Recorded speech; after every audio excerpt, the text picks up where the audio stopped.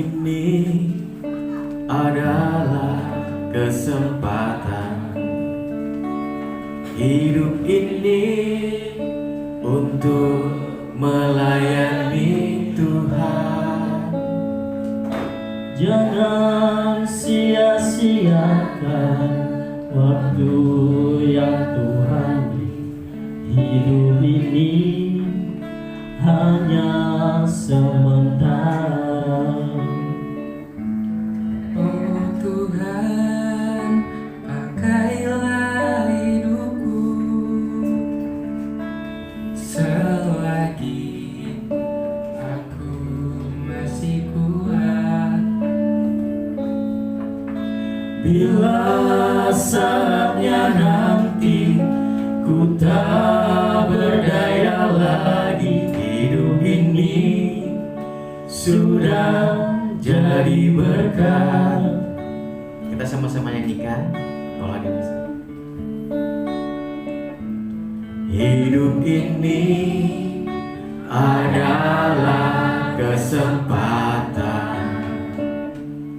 Hidup ini untuk melayani Tuhan.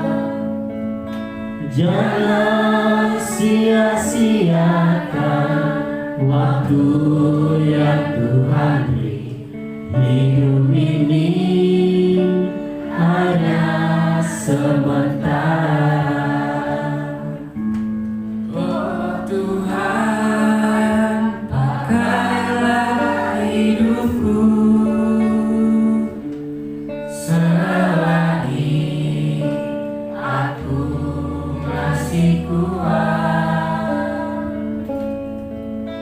Bila saatnya nanti ku tak berdaya lagi, hidup ini sudah jadi berkat. Oh Tuhan, oh Tuhan, pakailah hidupku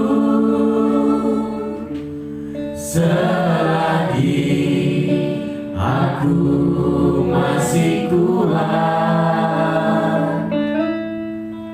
Bila saatnya nanti ku tak berdaya lagi, hidup ini sudah jadi berkat.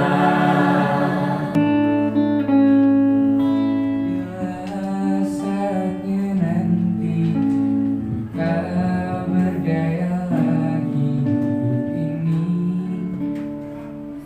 sudah jadi berkat.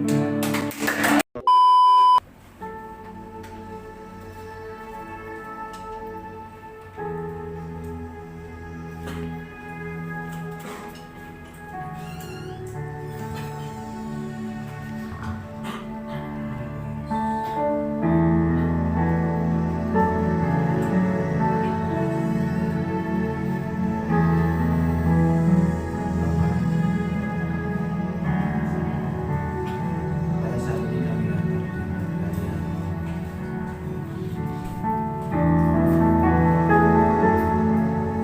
kami datang dan penuh ucapan syukur untuk setiap kebaikan yang Kau berikan dalam hidup kami.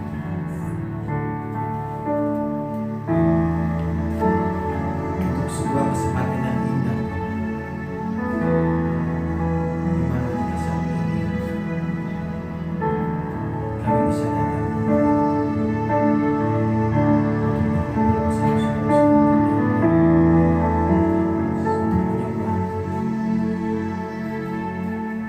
bersama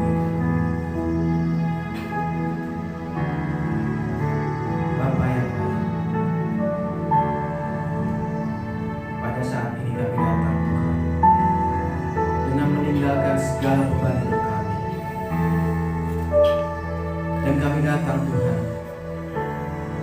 hanya memandang Engkau, hanya memandang Engkau Tuhan. Kami letakkan segala sesuatu Tuhan yang hidup beban hidup kami, dan kami ingin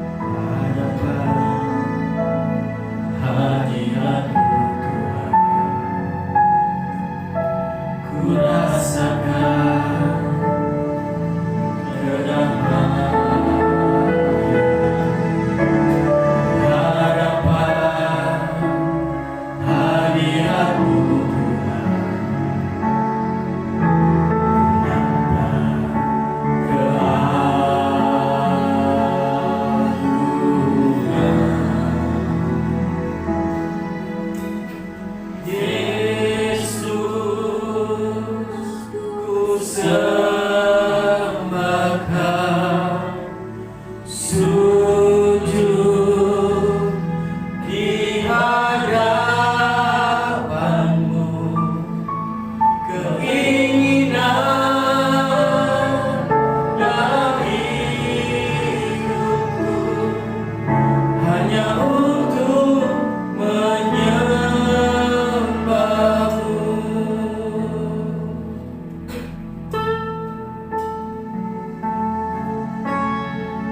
Saya hendak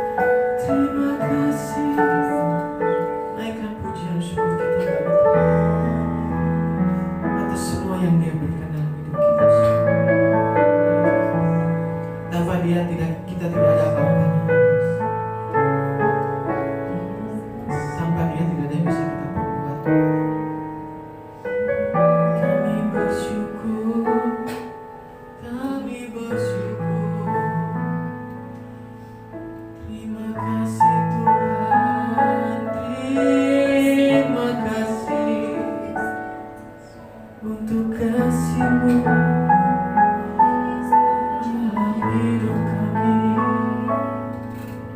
Terima kasih Yesus, terima kasih, terima kasih, terima kasih.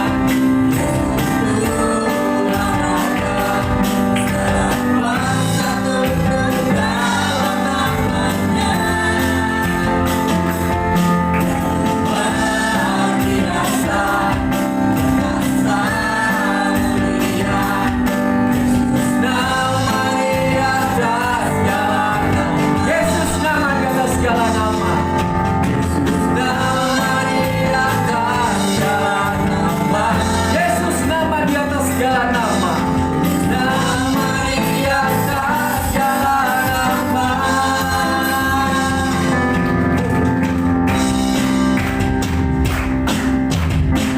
Mari kita terus memuji Tuhan, amin.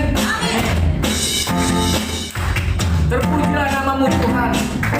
Tuhan berjaya dan memerintah untuk Engkaulah Raja atas dunia, amin. Yang menghancurkan kutuk dan membebaskan jiwa, Nabi bersorak bertepuk tangan. Tuhan berjaya dan memerintah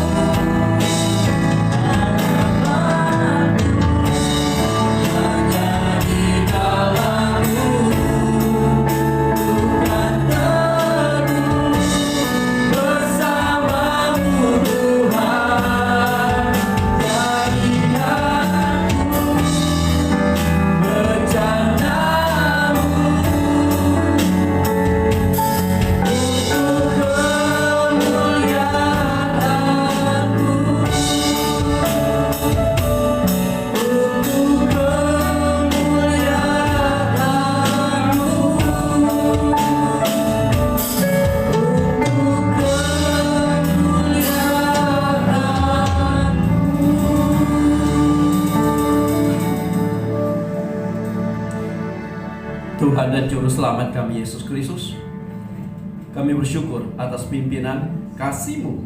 Saat ini kami kembali berkumpul di GBI AKP.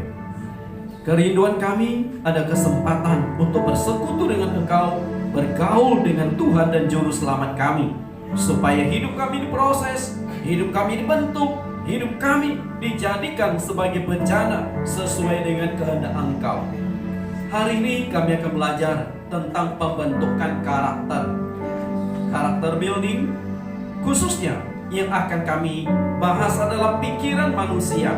Sesuai dengan lagu yang sudah kami dengarkan pada saat ini, pikiran kami, rencana kami disesuaikan dengan kehendak Engkau, supaya pikiran kami diperbaharui sesuai dengan apa yang Engkau inginkan, agar hidup kami mengalami satu terobosan, hidup kami mengalami satu perubahan.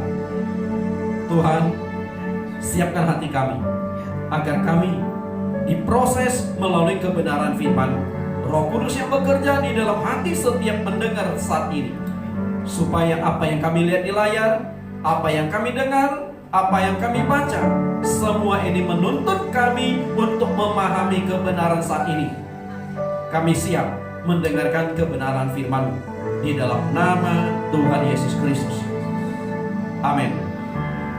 Silakan duduk.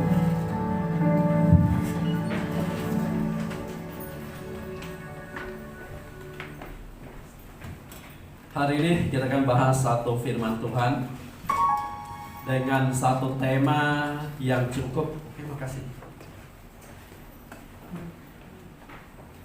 Dengan satu tema yang cukup unik, berpikiran positif atau positive thinking. Nah, hari ini kebenaran firman Tuhan kita akan padukan antara karakter, kemudian firman, dan juga kita lengkapi dengan masalah ilmu kejiwaan, psikologi. Karena itu hari ini firman Tuhan mungkin saya agak banyak interaksi dengan Anda. Oke? Kita lihat, dibantu klik. Saya punya ini biar 30 meter, tapi saya tidak tahu di sini kan hanya 2-3 meter. Tidak masalah. Manusia itu lebih banyak mana? Oke, diklik lagi. Pikiran positif atau pikiran yang negatif? Yakin? Positif atau negatif? Seimbang ya? Kalau seimbang berarti khotbah saya hanya, kalau dari jatah 1 jam berarti setengah jam khotbahnya. Kan khotbahnya setengah jam sudah beres. Artinya seimbang. Lebih banyak mana kira-kira? Coba kita ambil satu ilustrasi ya. Ketika Bapak Ibu katakanlah menutup pintu pagar, waktu ditutup cekrek, satu jari Anda kena jepit pintu, reaksi Anda gimana? Sakit kan? Nah, mungkin yang jepit pintu itu bukan Anda, tapi istri Anda. Waktu Anda keluar dari pintu, dia bantu tutupin pintu, jari Anda kejepit. Reaksi Anda gimana? Marah ya? Gimana sih kamu gak hati-hati? Ini biru nih, biru. Ada gak rasa syukur setelah satu jari kena jepit pintu? Ada gak? Gak ada kan? Gak. Kenapa Anda tidak syukuri 9 jari masih lolos? Kenapa ya? 9 jari masih lolos loh. Ada satu yang kena jepit, Anda marah sama istri loh, marah sama pasangan Anda loh. Anda gak bersyukur, puji Tuhan 9 masih lolos. Besok-besok gitu ya? Seharusnya besok gitu. Begitu satu jari kena jepit, biru, puji Tuhan masih 9 yang lolos. Artinya apa? Kalau 10 jari dinyatakan dalam 100%, Anda hanya melihat 10%-nya. 90% yang baik, yang selamat Anda tidak melihat. Itulah pikiran. Artinya memang manusia itu kecenderungan adalah berpikiran negatif. Betul? Oke, kita lanjut. Berarti khotbah hari ini bisa lanjut. Kalau Anda katakan waktu jari kejepit, puji Tuhan hanya satu yang lolos Pak, saya langsung doa. Karena artinya khotbah hari ini gak kena lagi. Artinya Anda semua sudah positive thinking. Nah, apakah Anda termasuk orang yang positive thinking ataukah Anda yang termasuk orang yang negative thinking? Karena itu kita akan lihat bagaimana kita akan tes pikiran kita tuh seperti apa. Oke, diklik lagi. Ada seorang ahli jiwa, psikolog. Dia menempatkan sebuah bejana, katakanlah bejana ini mahal sekali di satu ruangan, bejana ini pecah. Kemudian dia masukkan 2 anak ke dalam ruangan tersebut, lalu diminta orang-orang yang melihat itu menilai. Kira-kira yang pecahkan bejana ini Andi atau Anda? Menurut Bapak Ibu, yang pecahin siapa? Andi. Kenapa bisa anggapan Andi yang pecahin? Padahal ini anak kelihatan terdidik, kaya, parlente. Sedangkan yang satu nih anaknya tidak terdidik, kumuh, dan pemulung. Ini lihat bawa alat mulungnya. Kenapa Bapak bisa mengatakan Andi yang pecahkan? Sombong. Oh, sombong. Jadi gara-gara sombong ini dipecahin. Oke. Yang lain? Gara-gara sombong dipecahin. Gimana? Andi, Anda? Tidak Anda. Anda. Kenapa bisa anggapan Anda yang, tapi bukan saya kan? Anda loh. Kenapa bisa Anda yang pecahin? Hah? Teledor. Oh, si Andi ini orangnya teledor sehingga membuat ini pecah. Kok hanya jauh 2 orang? Oke, saya angkut sebar saja. Yang setuju yang pecahkan itu Andi. Berapa orang? 1, 2, 3, 4. Oke, yang setuju Anda yang pecahkan. 1, 2, 3, 4, 5. Dua-duanya pecahin. Dua-duanya kerjasama. Oh ya, kita hancurin yuk, banting yuk. Wah, ini lain lagi nih. Oke, lain lagi. Nah, yang tidak jawab kira-kira apa? Bingung kan? Bingung. Yang mengatakan Andi salah, yang mengatakan Anda juga salah. Nah, disinilah Anda sudah negatif thinking kepada 2 orang ini. Oke? Ternyata yang pecahin itu psikolog. Dia sengaja banting, dia sengaja pecahkan, lalu ditempatkan di satu ruangan, lalu ditempatkan 2 anak ini, suruh Anda menilai. Ternyata nggak ada curiga sama psikolognya. Ini kan ilmu jiwa. Dia hanya ngetes orang gitu loh. Kira-kira Anda mau salahkan Andi atau salahkan Anda? Karena itu Anda yang baru mengatakan Andi dan Anda yang pecahkan, Anda sudah negatif thinking. Bisa lengkap? Anda sudah mengatakan ini 2 orang ini nggak beres nih. Bahkan waktu saya ngajari mahasiswa saya, beliau 90% condong ke sini.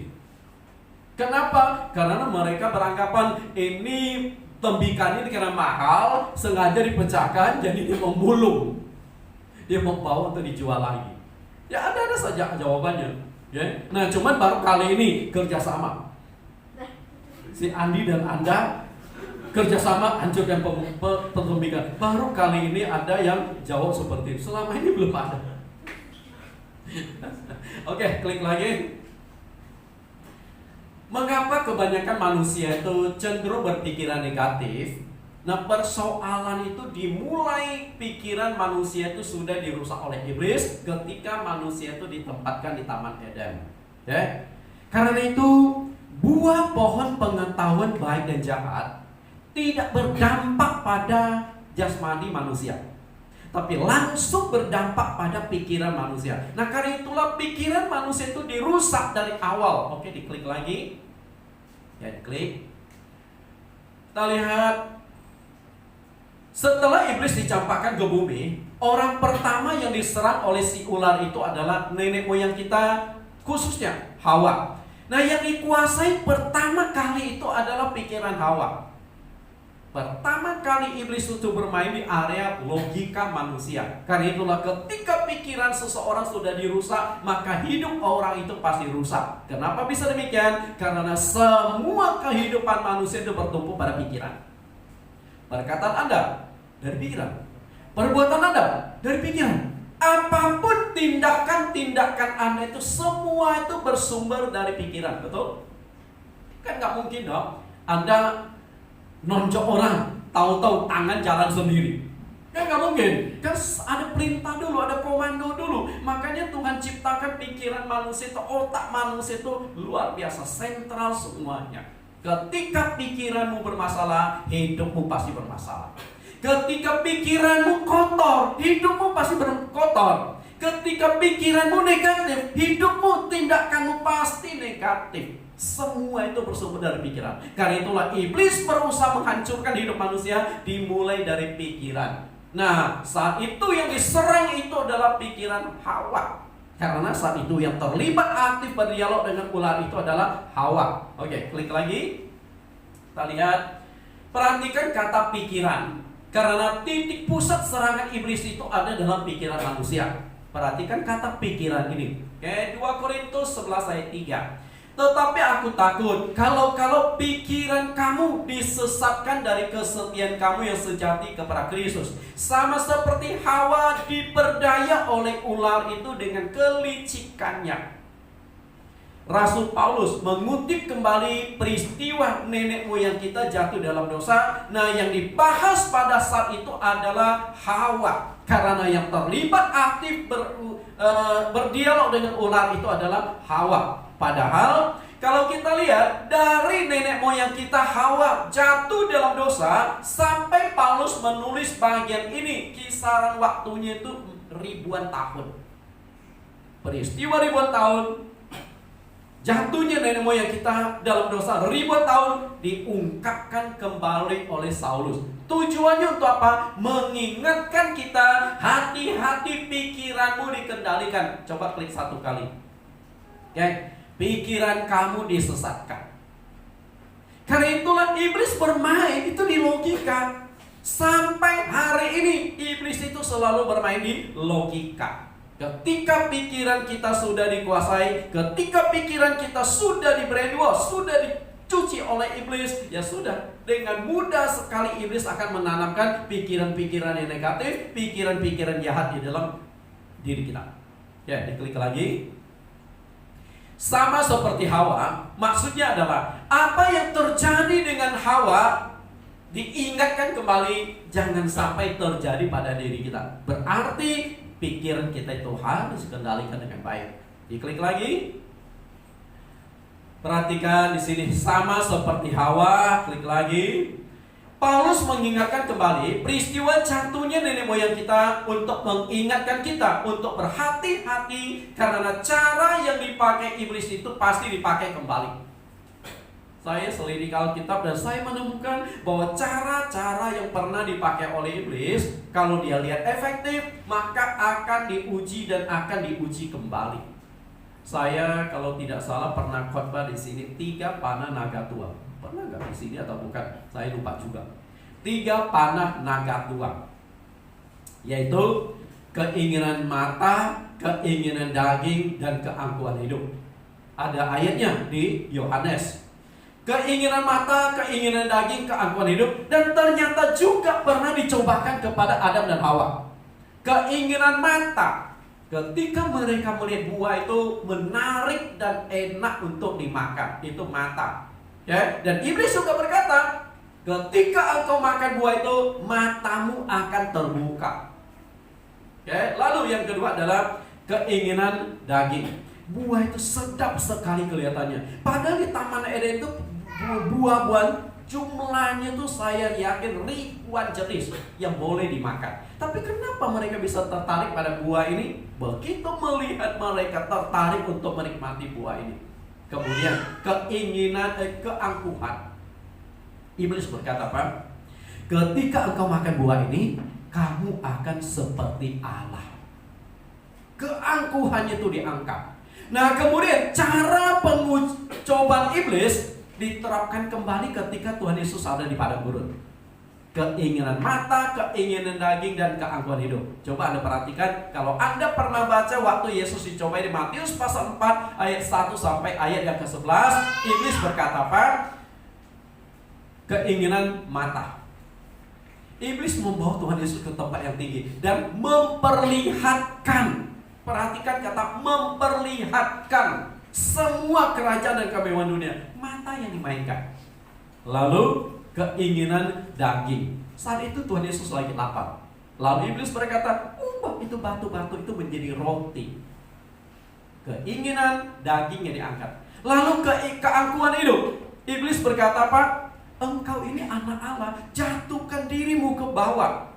Anak Allah ini adalah satu keangkuhan. Kamu tuh bukan orang biasa, engkau tuh orang hebat loh. Anak Allah loh, bukan orang sembarangan. Lompat ke bawah, dan ketika engkau lompat, malaikat akan datang menatang engkau di atas tangan mereka. Dan ketiga senjata ini, 3 panah naga tua ini diujikan kepada Adam dan diuji juga kepada Tuhan Yesus. Nah, peristiwa ini bersama.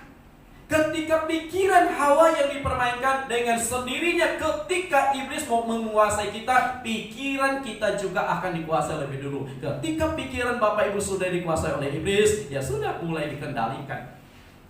Jadi hidup kita sangat ditentukan apa yang ada di dalam pikiran kita. Oke, kita klik lagi.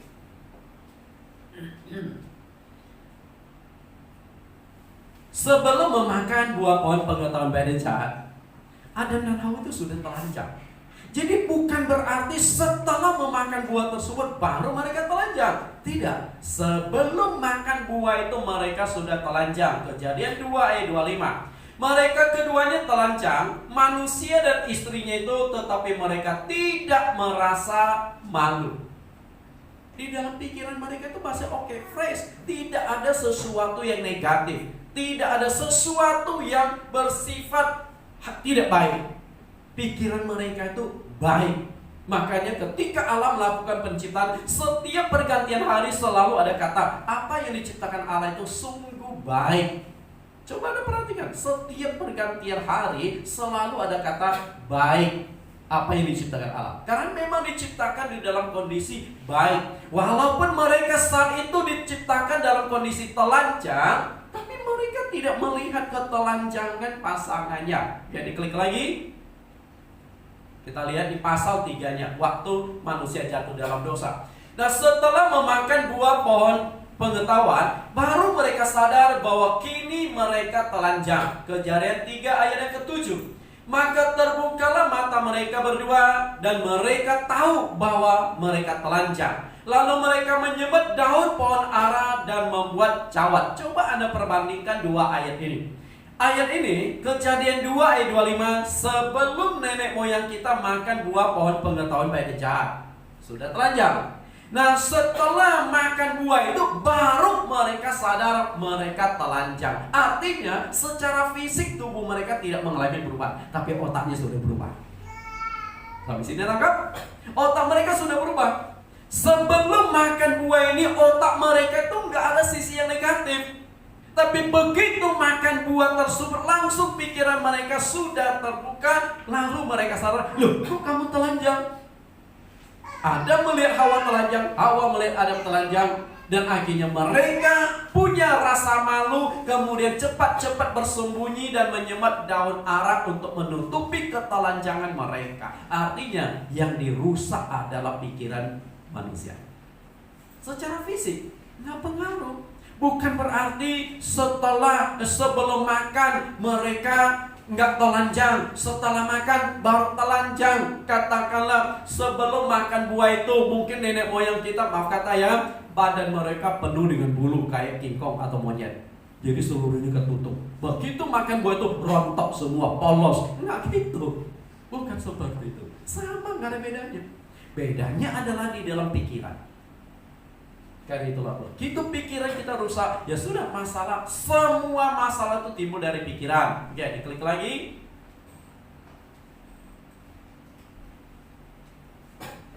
Itulah sebabnya mengapa pohon ini dikenal dengan sebutan pohon pengetahuan tentang yang baik dan yang jahat. Karena buah pohon ini berdampak langsung pada pikiran.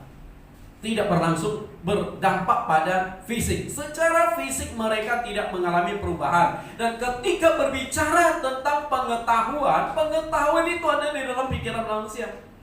Semua itu ada dalam pikiran manusia. Karena itu tuh kalau orang yang pengetahuannya luas, pendidikannya tinggi, disebut orang pintar. Kalau pendidikannya rendah, kemudian pengetahuannya payah, disebut orang bodoh. Semua kan ada di otak. Semua ada di dalam pikiran. Karena pikiran ketika dikuasai oleh iblis, dengan sendirinya hidup Anda sudah dikuasai oleh iblis. Begitu lihatnya iblis. Karena itu bagaimana kita menjaga pikiran kita, itu yang paling penting, agar hidup kita tidak dikuasai oleh iblis. Diklik lagi. Kejadian 2 ayat 17. Tetapi pohon pengetahuan tentang yang baik dan yang jahat itu janganlah kau makan buahnya, sebab pada hari engkau memakannya pastilah engkau mati. Perhatikan kata pengetahuan. Lalu pengetahuan ini mengetahui 2 hal, yang baik dan yang jahat. Nah, hanya ada 2. Yang baik artinya positif, yang jahat artinya negatif. Jadi di dalam seluruh pikiran manusia itu hanya ada 2, positif atau negatif. Nah, kecenderungan mana yang lebih dominan di dalam hidup kita akan membentuk karakter kita. Kalau pikiran kita lebih banyak yang positif, terbentuklah manusia yang berkarakter selalu optimis, selalu berpikiran baik, dan orangnya akan terbentuk menjadi manusia yang baik. Tapi jika pikirannya banyak yang negatif, maka akan membentuk pribadi tersebut menjadi orang yang negatif, dan selalu pesimis banyak hal, dan akhirnya membuat orang itu cenderung terbentuk menjadi orang yang jahat. Jangan jadi 2, orang baik, orang jahat. Karena itulah ketika pikiranmu banyak yang positif, percayalah Anda akan dituntun menjadi orang yang baik. Tapi begitu pikiranmu banyak yang jahat, semuanya yang negatif melulu, engkau akan dituntun membentuk satu kepribadian, satu karakter menjadi orang yang jahat. Karena itu di sini Tuhan menghendaki kita, sedangkan iblis menghendaki kita di sini diwakili pohon pengetahuan baik dan jahat. Tuhan berkata, jangan kau makan buah itu. Iblis berkata, makanlah. Karena di sini area itu semua bermain positif dan negatif.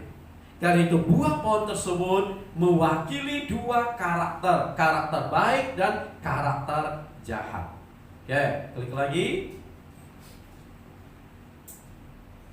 Sekarang kita akan tes Anda ini dominannya di mana, positif atau negatif. Karena semakin negatif, maka semakin banyak pekerjaan iblis yang bisa merusak hidup kita. Karena pikiran kita dikuasai. Oke, nanti perhatikan ya, kira-kira apa yang Anda lihat di gambar depan.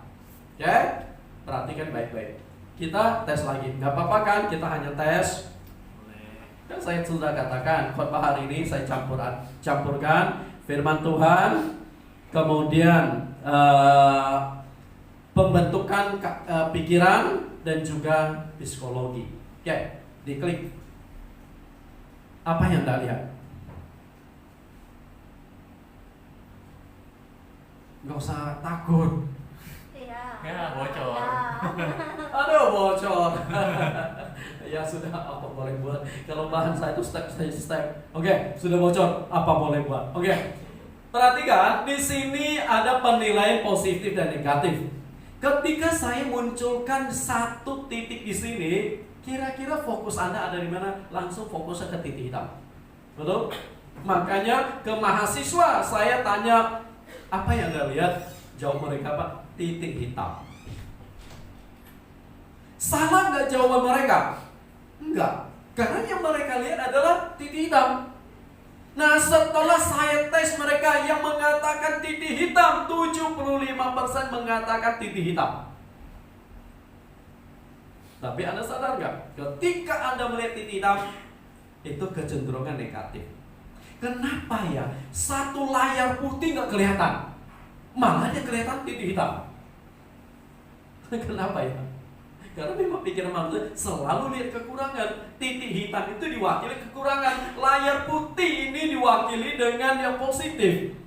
Padahal untuk bisa menutupi satu layar ini dibutuhkan paling tidak 100 lebih titik hitam baru bisa menutupi seluruh layar.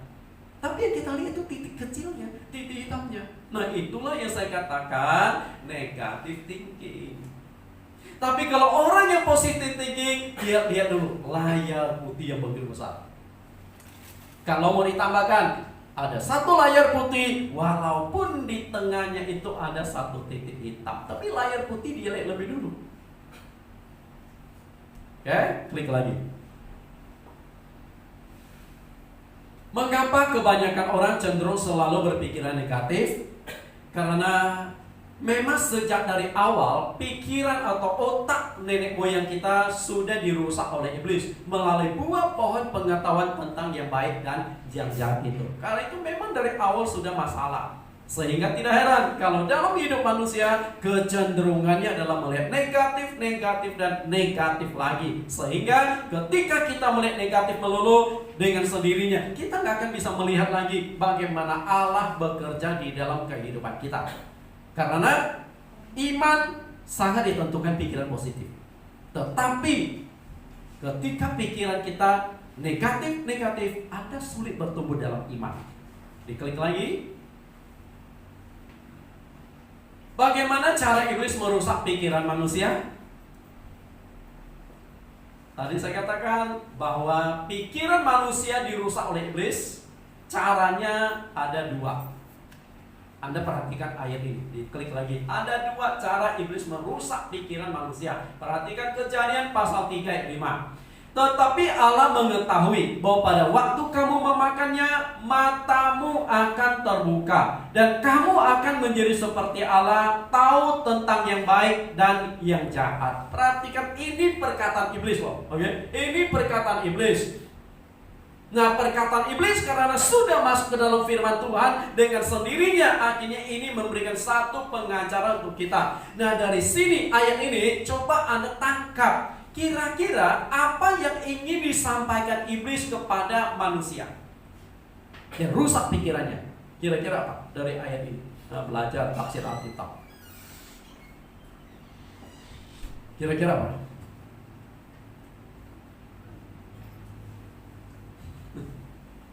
Ada yang pernah sekolah di sekolah teologi? Nggak ada ya? Nggak apa-apa. Saya dosen teologi di beberapa tempat. Nah, salah satu mata kuliah yang saya pernah ajarkan itu namanya hermeneutika.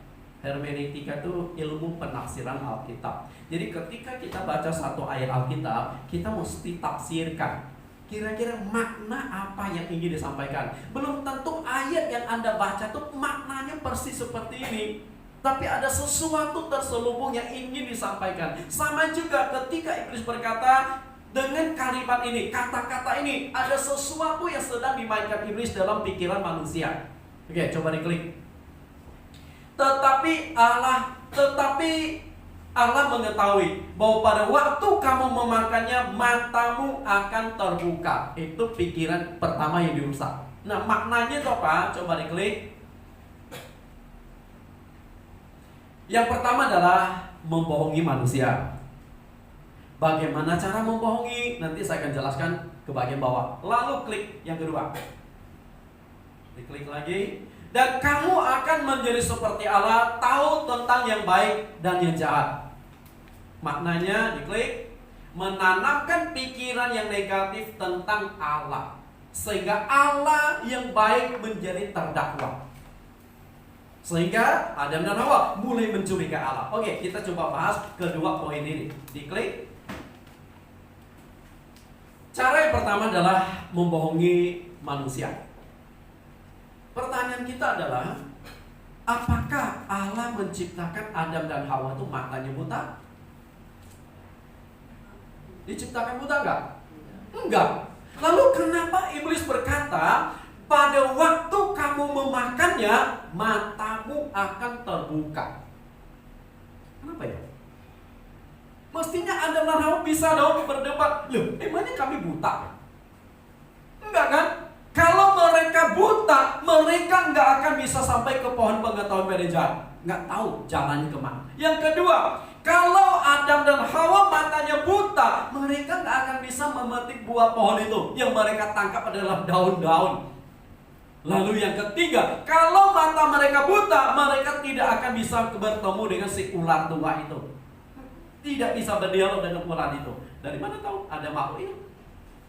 Justru karena mata mereka terbuka. Tapi kenapa iblis berkata, kalau kamu makan buah ini, matamu akan terbuka. Jadi iblis berusaha menanamkan begini loh. Kalau kalian makan buah itu, kalian punya mata akan terbuka, sehingga kalian akan melihat sesuatu yang tidak bisa kalian lihat awalnya. Tetapi setelah memakan buah ini, baru kalian bisa melihat. Akhirnya kan mereka penasaran. Berarti ada dunia lain ya. Hanya bisa dilihat ketika kami makan buah ini. Dulu saya pernah nonton satu film Thailand. Film horor. Ya, kalau tidak salah nama judulnya itu Nang Nak. Ceritanya begini, ada sepasang suami istri. Mereka ini suaminya merantau. Nah, akhirnya istrinya meninggal. Setelah pulang merantau, dia ketemu istrinya ada di rumah. Istrinya ada di rumah, rumahnya seperti biasa. Nah, istrinya juga melayani dia, masakan dan sebagainya. Nah, kemudian tetangga kiri kanan, teman-teman dia ngomong, istrimu sudah lama meninggal. Dia tak percaya. Kenapa? Karena istrinya ada di rumah. Makanya setiap orang yang mengatakan istrimu sudah lama meninggal, dia marah, dia pukul itu orang. Nah, akhirnya suatu hari ada seorang bapak tua berkata, kamu punya istri memang sudah meninggal. Si pak tua juga dimarah. Enak saja, baru kemarin saya nikmati makanan istri saya. Kenapa sih kalian begitu jahat? Istriku masih hidup dikatakan sudah mati. Lalu pak tua ngomong, memang istrimu tuh sudah beberapa tahun meninggal. Kita mau menghubungi Anda, nggak tahu di mana Anda. Cerita itu zaman dulu belum ada handphone. Begini Pak Tua berkata, kalau kamu nggak percaya, kamu coba melihat dari sisi lewat selangkah. Jadi ngintip nih, baru akan ketahuan istrimu masih hidup nggak, rumahmu masih seperti dulu nggak. Nah, ini dia nggak coba awalnya. Nah, satu itu kemudian suatu hari dia turun dari tangga, karena rumahnya itu rumah model Dayak, akan turun tangga. Nah, dia kepleset karena satu anak tangga yang agak rusak itu papanya kepleset. Akhirnya dia jongkok. Begitu dia iseng-iseng ngintip, betul istrinya itu ada tinggal tulang belulang. Nah, saat itu baru dia percaya bahwa istrinya sudah meninggal. Nah, apakah seperti itu? Artinya, kalau kamu makan buah ini, baru kamu bisa melihat yang awalnya tidak bisa kamu lihat. Tapi begitu mereka makan buah tersebut, memang mata mereka terbuka. Tapi apa yang mereka lihat? Coba klik. Ketika mata mereka bisa melihat, yang mereka lihat pertama kali adalah sesuatu yang negatif, yang kita sebut pornografi. Oke, diklik lagi. Jadi ini ayat pornografi ayat pertama. Makanya pornografi ayat pertama adalah ini. Kita lihat Kejadian 37.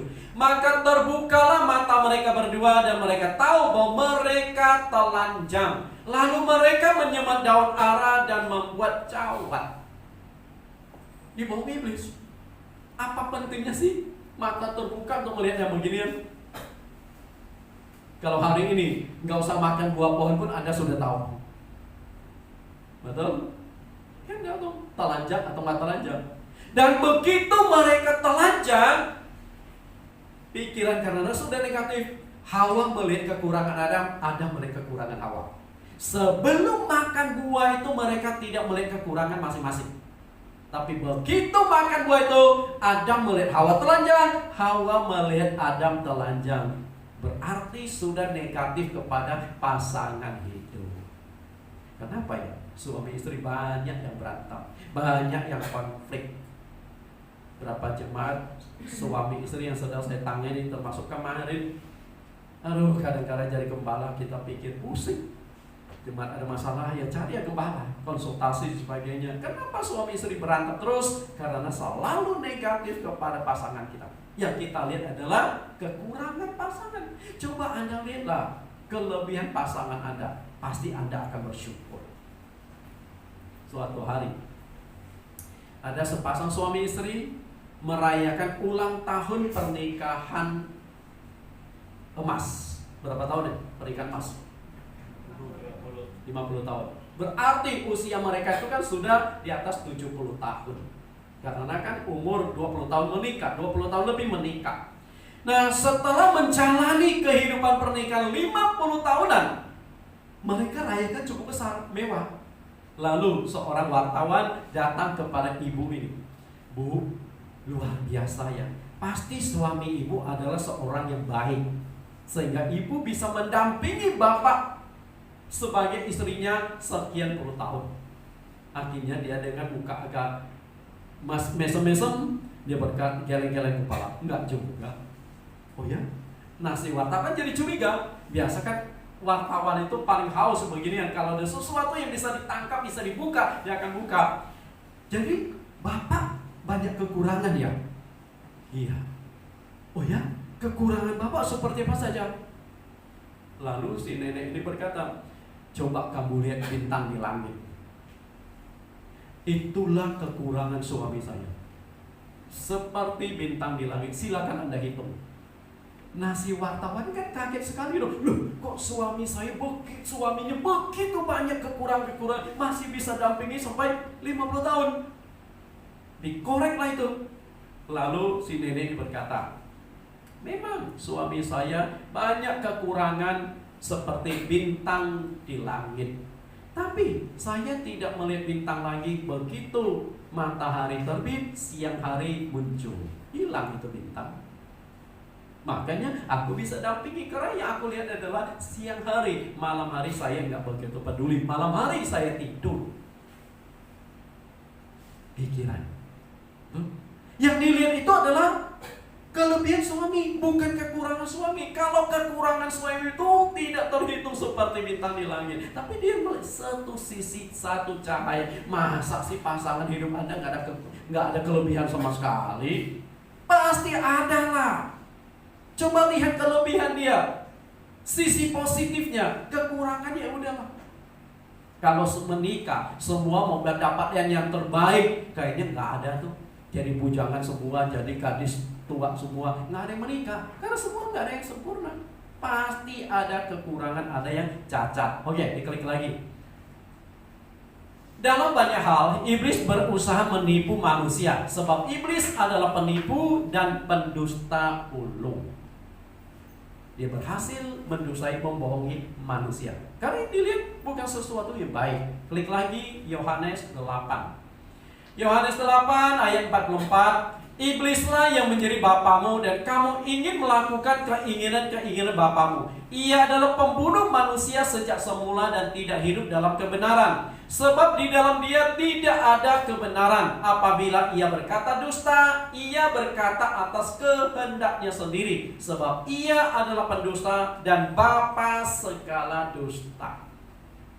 Ia adalah pendusta dan bapa segala dusta. Karena itu, kalau orang banyak berbohong, nah Anda tahu dong bapaknya siapa? Ada nggak yang tidak berbohong? Ada ya? Nggak berbohong? Dibohongin. Nasib. Itu namanya nasib. Lalu gimana? Katanya ada bohong putih. Nah, ada muncul lagi tuh, bohong putih. Pernah dengar? Bohong putih. Gimana kira-kira? Jadi ternyata ada bohong hitam, ada bohong putih. Lalu ilmu hitam, ilmu putih. Ada saja ya. Kata Deddy Corbuzier, hitam putih. Acara dia. Merah. Gimana kalau bohong putih? Boleh nggak? Tidak. Di Alkitab ada beberapa orang berbohong, tapi dibenarkan. Gimana tuh? Contohnya, perempuan yang bernama Rahab. Satu kali Yosua mengutus 2 pengintai ke kota Yeriko. Nah, kedua tentara yang mengintai kota Yeriko lalu numpang di rumah perempuan sundal, germo, namanya Rahab. Kenapa dia pergi ke sana? Karena di sana lebih netral. Karena semua orang ke sana.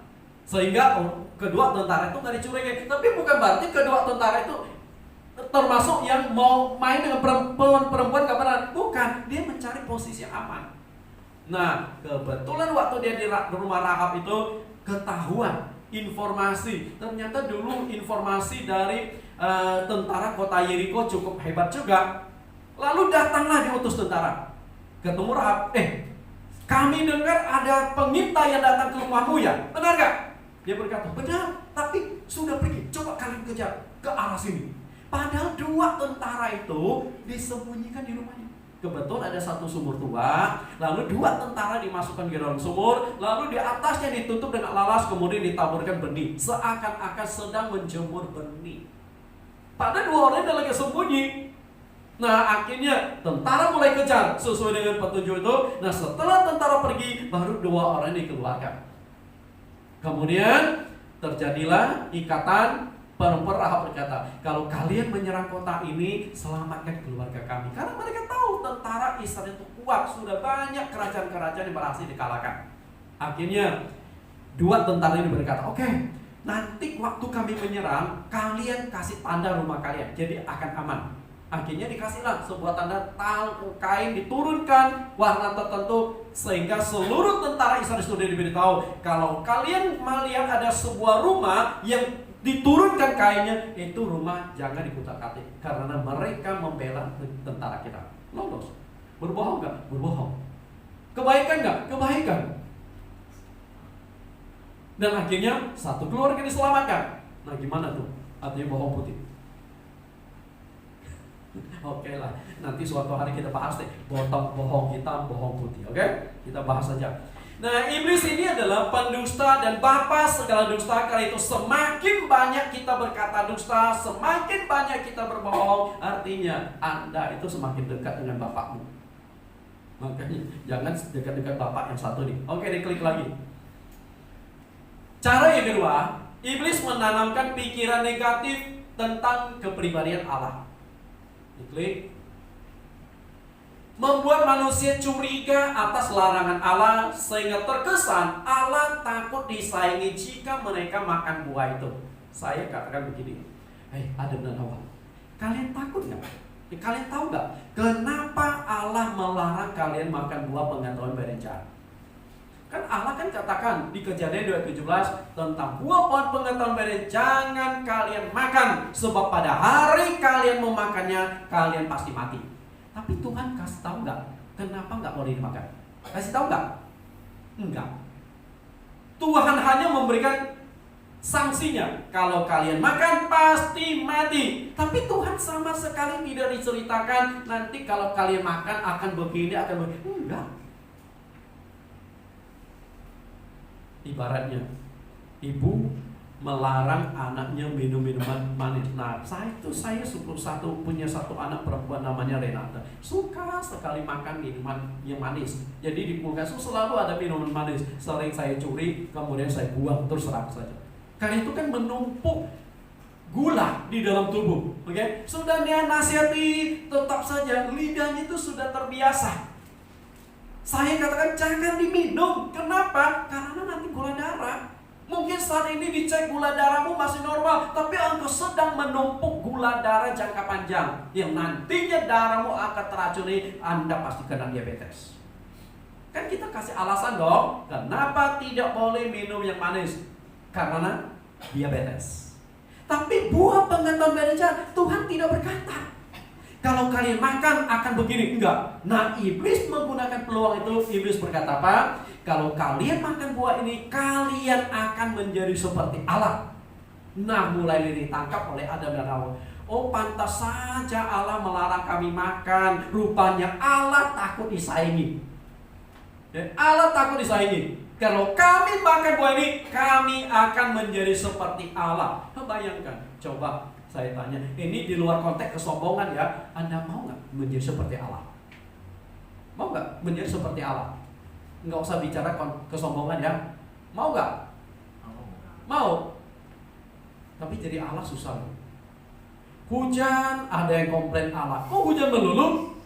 Panas, ada yang komplain Allah. Kok panas melulu sudah 23 bulan Tuhan? Jadi Tuhan ini mau jadi apa? Mau panas atau dingin? Susah ya. Jangankan menjadi Allah, jadi Pak RT aja orang rebutan. Betul? Jadi gubernur rebutan sampai mengorbankan kesatuan, sampai ayat mayat semua keluar semua. Masih ingat pemilihan gubernur Jakarta? Oh, Anda di Tangerang ya, bukan Jakarta ya. Sampai ayat mayat Ahok sama Anies Baswedan. Nah sekarang 2024 Anies mau naik lagi. Kayaknya bukan ayat mayat lagi, tapi jelangkung segalanya keluar. Mengorbankan rakyat, pecah kan rakyat. Kita nggak tahu 2024 seperti apa. Karena itulah iblis berkata, kalau kamu makan buah ini, kamu akan menjadi seperti Allah. Diklik lagi. Apakah dengan makan buah pohon pengetahuan baik dan jahat itu manusia akan menjadi seperti Allah? Kalau bisa menjadi seperti Allah, mestinya iblis yang makan duluan. Karena mereka ingin seperti Allah. Mereka ingin seperti Allah, sehingga iblis melakukan kudeta di sorga, sehingga dicampakkan ke bumi. Diklik lagi. Kita lihat dua akibat yang timbul setelah pikiran manusia itu dirusak melalui buah pohon pengetahuan baik dan jahat. Apa saja yang muncul? Coba diklik lagi. Yang pertama, hubungan manusia dengan Allah rusak. Begitu pikiran rusak, hubungan manusia dengan Allah rusak. Lalu yang kedua, hubungan Adam dan Hawa rusak. Pertama kali konflik suami istri terjadi adalah setelah makan buah ini. Oke, kita lihat sekilas. Ya, ini cukup panjang, supaya saya berikan sekilas saja. Oke, diklik. Bagaimana hubungan Allah dengan manusia itu rusak. Pertama, manusia dikutuk oleh Allah. Ini kan sudah mulai ada kutukan mengerikan. Dampak dari buah tersebut hukuman Allah. Hawa dikutuk, Adam dikutuk. Mereka harus berceri lelah mencari rezeki. Karena itulah jika hari ini rezekimu susah, kutukan itu harus dibereskan. Karena dampaknya itu ekonomi. Lalu yang kedua, manusia akan mengalami kematian jasmani. Pertama kali Allah berbicara tentang kematian adalah Kejadian 3:19 setelah manusia jatuh dalam dosa. Sebelumnya tidak pernah dikatakan manusia akan mengalami kematian. Walaupun demikian, setelah mereka makan buah itu, umur itu masih panjang. Umur Adam dan Hawa berapa tahun? Umur Adam 930 tahun. Kalau nggak makan buah tersebut, mungkin mencapai ribuan tahun. Lalu yang ketiga, manusia diusir dari Taman Eden. Padahal Taman Eden ini adalah satu taman yang sengaja diciptakan oleh Allah khusus untuk Adam dan Hawa tempati. Sebuah taman yang sangat indah. Nah, pertanyaan saya, Taman Eden ada di mana? Ada di mana Taman Eden? Hah? Di Irak. Ya. Pernah ke sana, Bu? Ke Taman Eden. Taman Eden letaknya di Timur Tengah, Irak, Iran, Mesir, dan beberapa negara yang ada di Timur Tengah. Itulah Taman Eden. Dari mana kita tahu? Di Taman Eden itu ada 4 buah sungai: Pison, Gihon, Tigris, dan Efrat. Ketika banjir besar di zaman Nuh, 2 sungai itu terhapus. Sisa 2 sungai, Tigris dan Efrat. Nah, Anda tinggal cocokkan peta Tigris dan Efrat dengan peta zaman sekarang. Anda akan ketemu di Timur Tengah itu.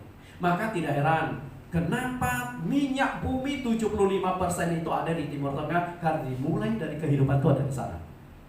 Karena yang namanya minyak bumi, semua tumbuhan bangkai, semua terpendam ribuan tahun akan mengalami humus dan proses menjadi minyak bumi. Oke? Kita klik lagi yang keempat, terputusnya hubungan antara manusia dengan Allah. Mulai sejak saat itu hubungan mereka terputus. Jadi yang merupakan pemisah antara kita dengan Allah itu adalah dosa. Maka di dalam hidupmu, semakin banyak dosa yang engkau lakukan, engkau akan semakin jauh dari Tuhan. Makanya jika orang Kristen hidupnya merasa kosong, hidupnya merasa sepi, jiwanya merana, itu sudah menjadi tanda tanya hubungan engkau dengan Tuhan pasti jauh. Kalau hubungan engkau dengan Tuhan itu dekat, hidupmu itu penuh dengan semangat optimis, hidupmu penuh dengan sukacita, ada damai sejahtera karena dekat dengan Tuhan. Karena Tuhan sendiri berkata, marilah kepadaku semua yang letih, lesu dan berbeban berat, aku akan memberikan kelegaan kepadamu. Pikulah aku yang kupasang dan belajarlah kepadaku, karena aku lemah lembut, rendah hati, dan jiwamu akan mendapat ketenangan. Karena itu kalau orang dekat dengan Tuhan, jiwanya itu pasti tenang. Maka jika ada orang Kristen stres lah, frustrasi, bunuh diri sebagainya, pasti jauh dari Tuhan. Ada masalah dengan dosa dia. Klik lagi. Semua keturunan manusia ikut berdosa. Nah ini dia. Gara-gara buah pengetahuan jahat, hari ini Anda dengan saya, kita semua berdosa. Ini yang disebut dosa turunan. Klik lagi. Semua manusia setelah mati akan dihakimi. Nah ini nggak enak. Kalau sudah mati selesai enak, tapi setelah mati masih harus menghadapi penghakiman. Berarti dosa ini memang harus benar-benar dibereskan. Inilah dampak buah pohon pengetahuan beres. Hubungan manusia dengan Allah rusak. Lalu yang kedua adalah hubungan sesama manusia rusak. Kita lihat lagi Adam dan Hawa. Pikiran Hawa mulai negatif kepada Adam. Begitu mata terbuka, Adam melihat kelemahan Hawa, Hawa melihat kelemahan Adam. Ketika suami istri saling melihat kelemahan, konflik itu pasti terjadi. Lalu klik, melihat kelemahan pasangan, kemudian pertama kali konflik suami istri terjadi. Setelah makan buah itu, Adam dan Hawa, Adam menyadari telanjang, kemudian sembunyi di bawah pohon. Tuhan datang, Adam, di mana kamu? Kami sembunyi Tuhan, kami telanjang. Tuhan berkata, siapa yang kasih tahu kamu telanjang? Apakah kamu makan buah yang kularang itu? Adam berkata apa? Tuh perempuan si rambut panjang yang kau tempatkan di sisiku, dia yang membuat aku makan. Padahal waktu ada Hawa lagi bicara sama ular, Adam ada di mana? Lagi ke pasar? Waktu Hawa lagi dialog dengan ular, Adam dari mana? Di samping dia. Kenapa ya? Di samping dia tidak mencegah istrinya, tapi setelah mereka makan buah itu, dia salahkan istrinya. Nah ini namanya laki-laki yang tidak gentle. Nggak bertanggung jawab dong. Kecuali kalau Adam itu lagi pergi, kemudian setelah ketemu Hawa, buah itu sudah dibelah dua, langsung dikasih suaminya. Nah ini suaminya kejebak namanya, nggak tahu. Tahu-tahu makan, loh sadar telanjang. Ini kan ada. Waktu dialog dengan ular, dia ada di sana, dia mendengarkan kok. Tapi nyalakan istrinya. Klik lagi. Manusia hilang kepercayaan diri, mulai sembunyi.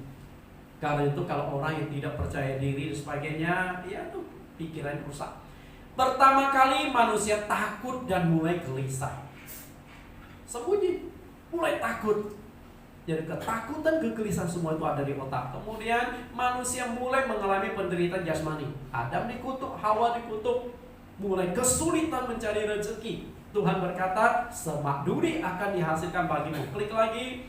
Pertama kali terjadi pembunuhan. Kita lihat bagaimana rusaknya pikiran manusia. Generasi pertama sudah terjadi kekerasan yang sangat mengerikan, di mana kakak membunuh adiknya sendiri. Inilah dampak buah pengetahuan berencana. Oke, klik, ini terlalu panjang, kita kupas. Tuhan menghendaki semua pikiran kita ini dipulihkan.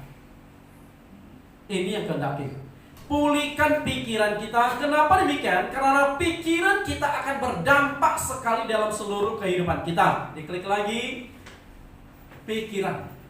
Allah menghendaki pikiran diperbaharui. Efesus 4 ayat 23. Supaya kamu diperbaharui dalam roh dan pikiranmu, dan mengenakan manusia baru yang telah diciptakan menurut kehendak Allah di dalam kebenaran dan kekudusan yang sesungguhnya. Dan itu yang perlu diperbaharui di antara itu adalah pikiran kita. Diproses, diperbaharui karena pikiran sudah rusak. Nah, jika pikiran yang sudah dirusak oleh iblis ini tidak diperbaharui, maka engkau akan menjadi orang yang selalu berpikiran negatif, selalu berpikiran yang tidak baik. Ubahlah, oke diklik. Ubahlah cara pandang Anda dari negatif menjadi positif. Semakin positif pikiranmu, maka hidupmu akan semakin baik, semakin lancar dalam segala hal. Kenapa bisa demikian? Coba diklik lagi. Bagaimana Anda menilai pertandingan sumo ini? Kira-kira yang akan menang siapa? Yang gede. Nah kalau ya, oke, jangan klik dulu karena di sini ada sedikit permainan. Nah, kenapa sudah tahu yang menang itu si sumo gede, si yang kecil ini masih tetap nekat melawan? Kenapa? 99% pasti kalah dong. Coba saja lihat paha dia dengan badannya. Paha dia lebih gede daripada badan dia. Mana bisa menang? Karena itu yang menang pasti yang gede. Setuju? Setuju? Kenapa nggak berani jawab? Takut dia coba lagi. Lama-lama jadi takut khotbah saya. Karena jemaahnya dikerjain. Oke, nggak apa-apa, ini hanya sebuah permainan simulasi. Oke, diklik lagi. Diklik. Ketika Anda mengatakan yang menang pasti ini, belum tentu. Belum tentu. Kenapa saya katakan belum tentu? Coba Anda klik lagi. Klik. Ubahlah paradigma berpikir Anda dari negatif ke positif. Oke, dari negatif menjadi positif. Dan ketika negatif itu pesimis, sedangkan positif itu optimis. Maka di dalam pikiran kita tuh hanya ada dua, pesimis, optimis, pesimis, optimis. Dan itu terbawa dalam pernikahan, terbawa dalam pelayanan, terbawa dalam pekerjaan. Karena itu jika Anda sudah masuk dunia kerja, Anda tipe orang yang pesimis, ya sudah repot. Anda sulit untuk bertumbuh, Anda sulit untuk sukses. Karena orang sukses adalah orang yang bisa melihat peluang. Bisa nangkap? Orang yang sukses adalah orang yang bisa melihat peluang. Karena itu jika orang itu pikirannya positif, yang orang lihat negatif, yang dilihat positif. Yang orang lihat kekurangan, yang dilihat kelebihan. Ada potensi-potensi. Sehingga hal-hal yang kelihatan negatif bisa diubah menjadi positif. Oke, kembali ke gambar tadi. Kembali ke gambar tadi. Kira-kira Anda tangkap nggak? Di sini anak kecil ini kenapa dia berani melawan sumo gede ini? Karena dia melihat ada peluang. Nah, peluang yang dia lihat apa? Kalau Anda kan melihat bodinya kan, tapi dia melihat ada peluang kan? Peluang. Aku bisa kalahkan ini.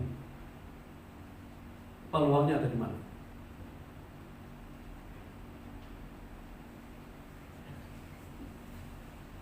Tuh kan, belum ketemu, kayaknya harus khotbah sampai sore ini. Kan saya belajar mengubah konsep pikiran Anda. Karena kalau orang yang masih berpikiran negatif, yang dilihat itu masalah, yang dilihat itu tantangan, gede banget masalah dan tantangannya. Tapi begitu pikiran Anda sudah positif, yang Anda lihat bukan masalah, kesulitan, tantangan, tapi positif, Anda lihat ada peluang. Nah, peluangnya tahu nggak di mana? Dia nggak bisa lihat kita. Hah? Kegedean badannya nggak bisa lihat. Kegedean badan. Nah, ini kan dia lagi lihat si anak kecil masih kelihatan. Ketutupan. Jadi susah. Tapi permainan sumo Anda tahu kan? Permainan sumo kan ada satu lingkaran. Anda bisa menggeser lawan Anda keluar lingkaran, maka Anda jadi pemenang. Jadi bukan dibanting-banting. Oke? Termasuk Anda angkat, boleh angkat pikul kemudian dilemparkan, pokoknya keluar lingkaran, Anda menang. Nah, gimana dia angkat ini orang? Tapi dia ada peluang. Ketemu nggak peluangnya di mana? Kaki kiri. Kaki kiri. Anda lihat apa? Tuh, nggak nampak. Anda boleh jeli. Oke? Nah, kayaknya si sumo gede dengan si kecil ini ada perjanjian. Oke. Gua angkat satu kaki deh. Kalau kamu bisa dorong aku sampai tumbang, kamu yang menang. Oke? Nah, coba saja. Sekuat apapun, sehebat Anda, disuruh satu kaki angkat, keseimbang Anda itu pasti hilang. Ditangkap? Makin besar badan Anda, keseimbangan makin payah. Karena beban Anda itu ada di sini. Akhirnya yang dilihat adalah peluang. Coba diklik.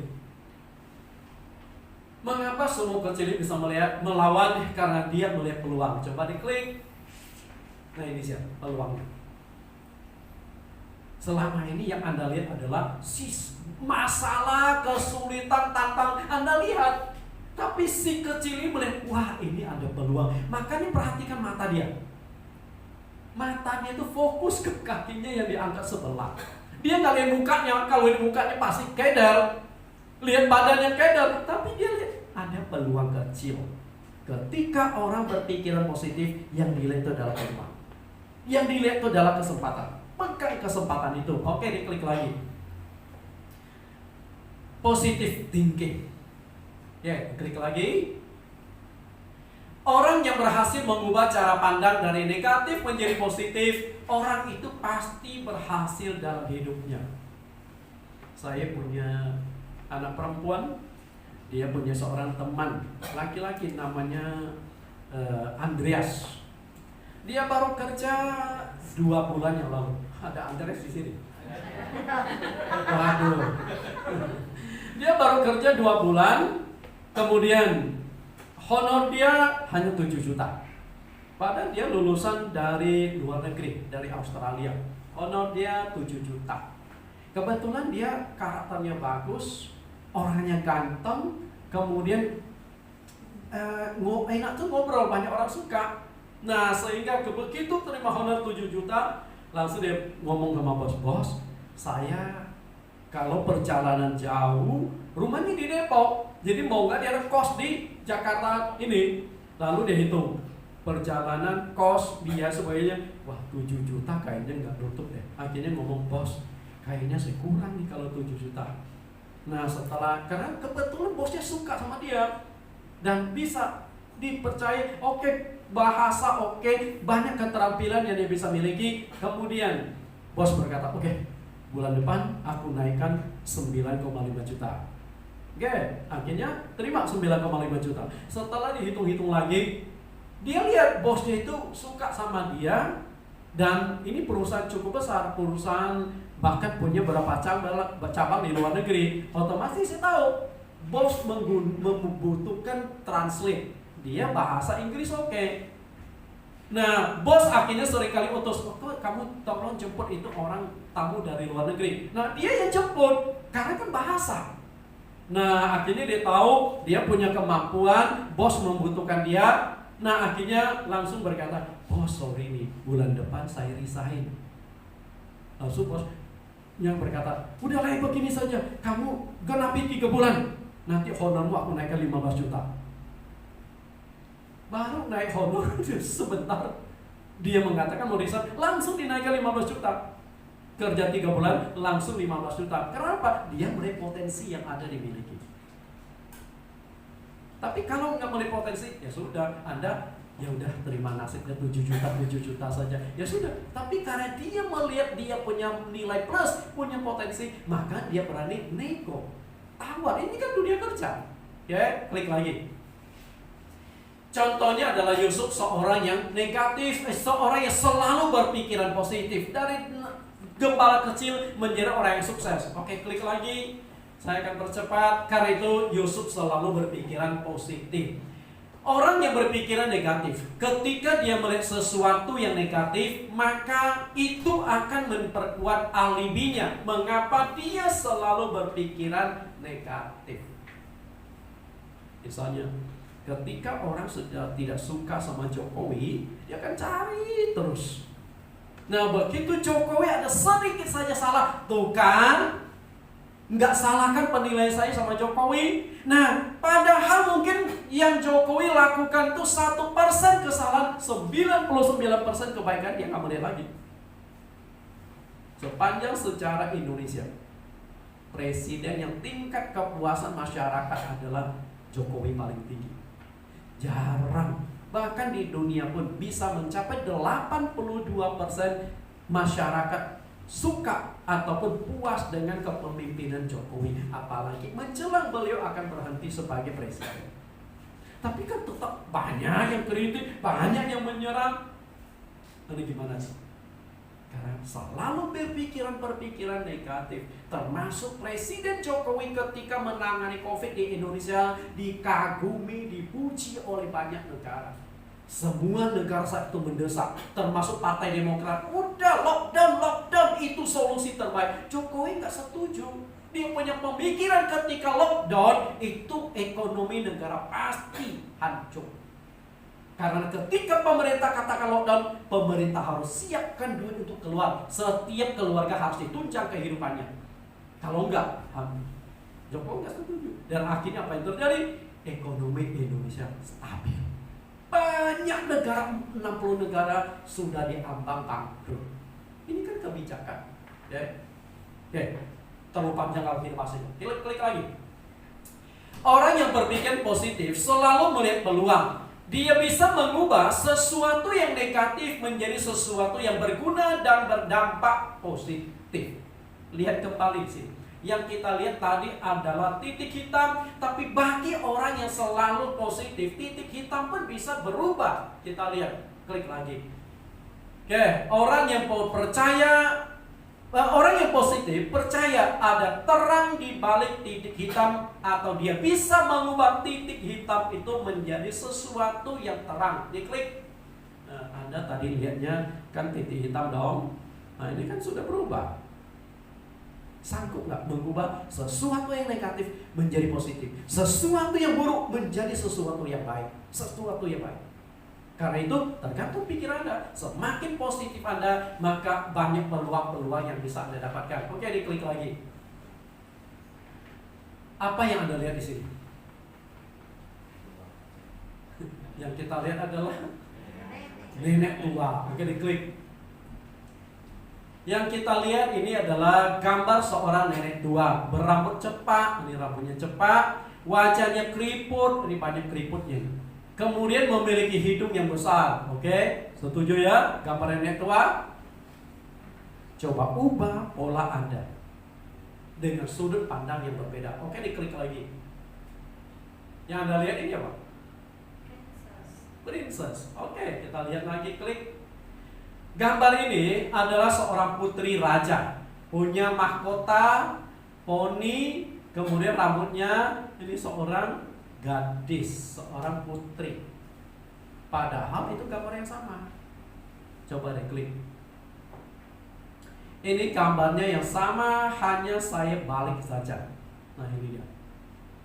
Yang tadinya cakep, setelah dibalik jadi nenek tua. Gambar yang sama. Bisa nggak Anda coba ubah pikiran Anda?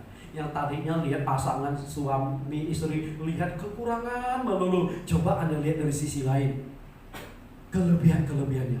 Ketika engkau lihat kelebihan pasanganmu, maka engkau akan bersyukur. Puji Tuhan, saya punya pasangan ini banyak yang baik. Tapi karena Anda lihat negatif melulu, percayalah konflik terus. Karena Anda akan menuntut pasanganmu untuk berubah. Yang laki menuntut perempuan berubah, perempuan menuntut laki yang berubah. Yang berubah siapa? Pendetanya yang berubah. Angkat tangan mengatasi keluarga demikian. Oke, diklik lagi. Jika Anda berhasil mengubah cara pandang Anda dari negatif menjadi positif, Anda akan mendapatkan beberapa manfaat. Yang pertama, Anda bisa melihat sesuatu yang tidak bisa dilihat oleh orang lain. Tadi dari puluhan orang yang melihat ada peluang kecil di kakinya itu hanya satu, yang lain nggak melihat. Karena Anda nggak jeli, pikiran Anda tertutup oleh banyak masalah kesulitan. Oke, saya akan tes lagi. Apa yang Anda lihat di sini? Burung. Oke. Klik satu kali. Apa yang Anda lihat di sini? Burung lagi terbang di hutan. Oke, ternyata dia bisa melihat wajah ya. Oke, wajah laki atau perempuan? Perempuan. Oke, Anda mulai jeli. Kayaknya sebentar lagi saya akan berdoa untuk menutup. Tenang saja, artinya sudah mulai berhasil.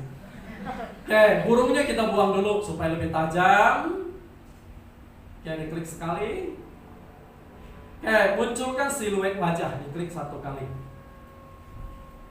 Nangkap nggak di sini ada wajah seorang wanita? Oke, diklik. Nah, dia. Ini kan wajah, bibirnya, matanya, padahal taringnya tuh kelihatan hutan, pohon. Coba dimundurkan satu kali. Nah, ini kan kelihatan hutan, pepohonan. Dan Anda nggak melihat sesuatu, tapi begitu dimunculkan wajah, ternyata sudah berubah. Ini kan wanita. Inilah cara positif memandang. Oke, diklik lagi. Jika Anda berhasil mengubah cara pandang Anda dari negatif menjadi positif, Anda akan mendapat manfaat yang kedua. Diklik. Anda bisa melihat bagaimana Allah bekerja di dalam hidup Anda. Engkau bisa merasakan mujizat, bisa merasakan berkat. Karena itu tidak ada gunanya pendeta khotbah tentang mujizat, tentang berkat, bagaimana besarnya kuasa Allah. Nggak ada gunanya selama Anda punya pikiran tidak diperbaharui. Nggak akan ada gunanya. Ya, diklik. Apa yang Anda lihat? Ini terakhir. Kira-kira apa ini? Tumpukan batu. Oke, tumpukan batu. Anda tahu nggak? Ini tumpukan batu. Bagi kita ini tumpukan batu. Tapi di tangan Tuhan, batu pun bisa dibuat jadi benda hidup karena dia sanggup. Coba diklik. Diklik. Nah, kodok. Karena aku berkata kepadamu, Allah dapat menjadikan anak-anak bagi Abraham dari batu-batu ini. Oke, tadi awalnya adalah batu. Coba diklik sekali. Bagi Allah itu nggak ada yang mustahil. Jika batu aja dia bisa hidupkan, menolong Anda, mengatasi masalah kesulitan Anda, bagi Tuhan itu hal yang kecil, hal yang sepele. Karena itu ketika engkau ingin merasakan mujizat kuasa Tuhan dalam hidupmu, bangun hubungan yang baik dengan Tuhan. Yang negatif-negatif disingkirkan, bahwa Tuhan sanggup, Tuhan bisa, Tuhan berkati. Kita bangkit berdiri, kita naikkan pujian tadi. Mari kita singkat.